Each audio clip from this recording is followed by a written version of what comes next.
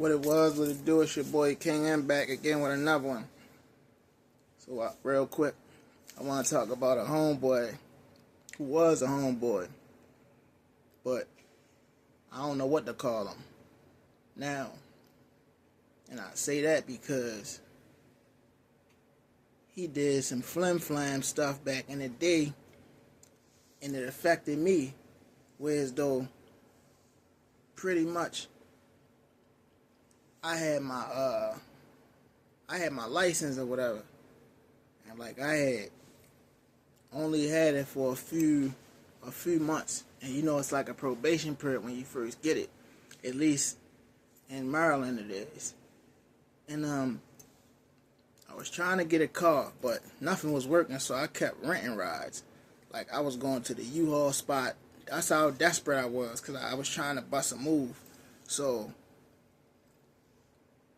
this way Keith come in at, the guy said who was a homeboy, but I don't know what to call him now. He, you know what I'm saying, simultaneously while I'm doing what I'm doing, he doing what he doing somewhere, and he comes up on 2 cars. I don't know this at first though. I only know one day I see him up on the trap. He pulls up on the trap on me. And he like, yeah, bro, I got the whip. You know what I'm saying? He gave me this story. I ain't gonna lie, it was a bullshit story about his girl and how she was out of town, but she left him with the car and all this and that. So I ain't gonna lie, I kind of thought he was bullshitting, but it just seemed too good to be true. Like, and as far as I'm concerned, I never had the opportunity or the pleasure of, you feel me? Alright, I'm lying. So I did have a girl that had a car. But I'm saying, me and Yo was different. He kind of had a silver spoon. That's what I'm trying to say. You know, I ain't really have shit kind of. He had a silver spoon. He had a you know, his family had money. He always had, you know what I'm saying, himself a nice female he was with. And I think at the time, the girl he was with, they had been together since high school. But he ended up using drugs and smoking crack and doing dope and everything. So he threw all that away. You know what I mean? He threw it all away. But niggas was still cool with him because he wasn't doing nothing disrespectful to nobody in the neighborhood. Or he wasn't doing anything to offend nobody. Like, the way we look at it out here, it's your life. If you want to destroy yourself, go right ahead. Plus, he wasn't using around the niggas in the neighborhood. He was going other places copping. Because what, nobody going to serve him. But eventually they started serving him once they realized he had got strung out and it wasn't no saving y'all. Yeah.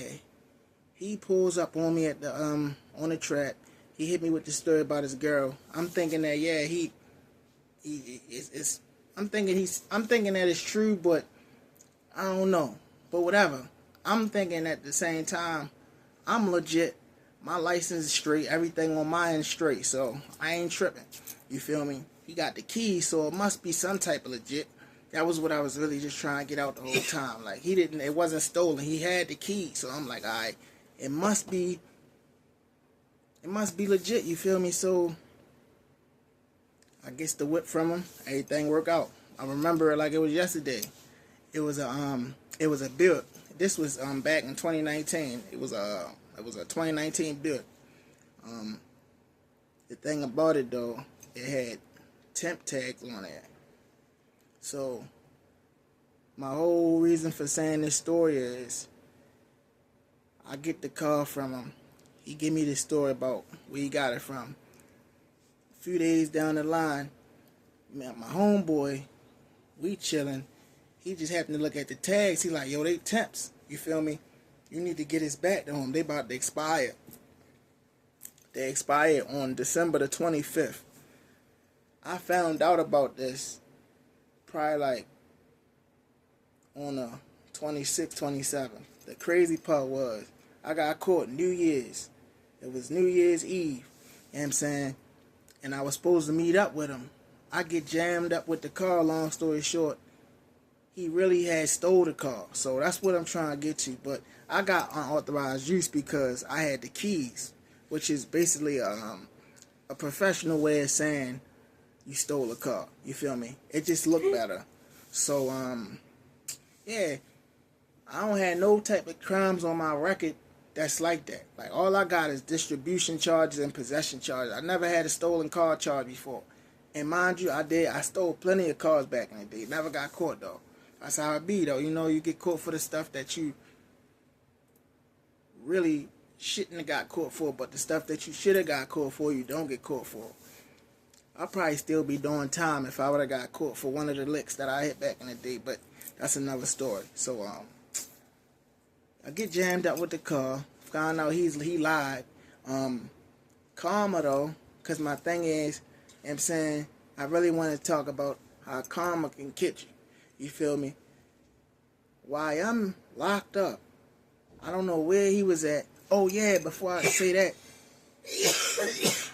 I was dealing with Keith for like a week and a half, cause he was renting the car to me. He also pulled up like a day or two later with a BMW 750i that had legit tags.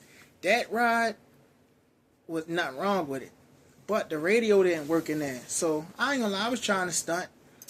I ain't want that car. I'm like, you know, I want the car with the radio work. I want to be able to turn the music up. You know what I'm saying? Long story short, I get cool with it. But they give me my own recon, basically. I get out.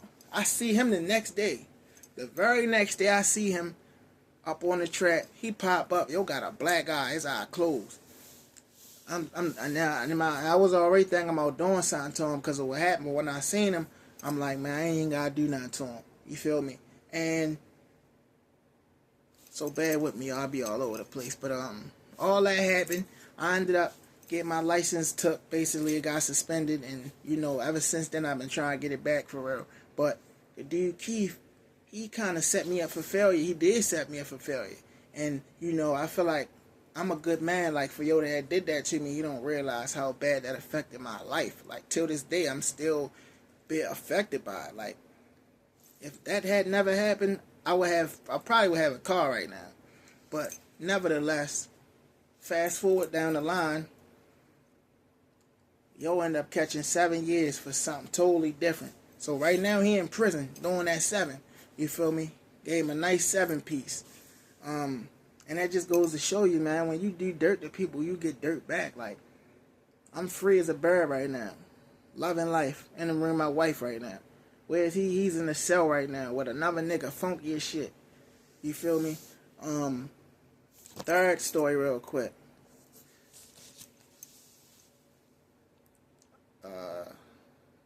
Now this person the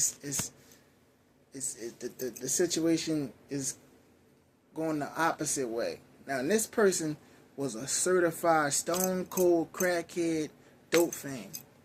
Her name's Shari. Shout out to Miss Shari.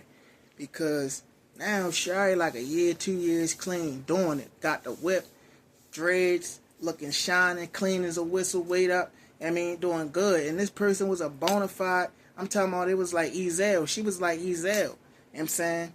From Friday. Real bad.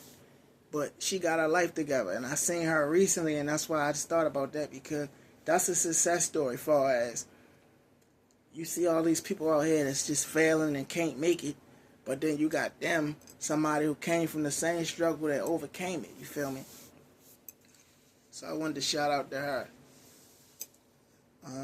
So I just had to speak on that stuff, man, because it was on my heart for real, and I felt like it's somebody that probably need to hear that.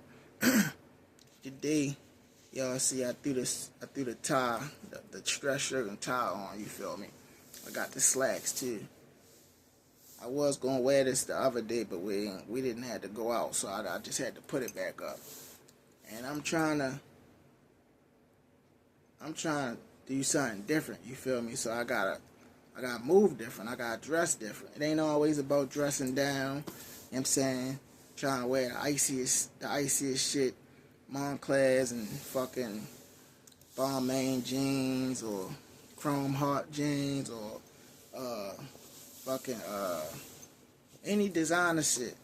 It ain't always about that, you feel me? It's a Michael Kors shirt, but it don't look like it. Like you feel me? You could spiff it up. You just gotta think outside the box. Y'all know what to do though. Like, comment, share, subscribe. Make sure you tell a friend and tell that friend and tell a friend. You feel me? Until the next time, we out.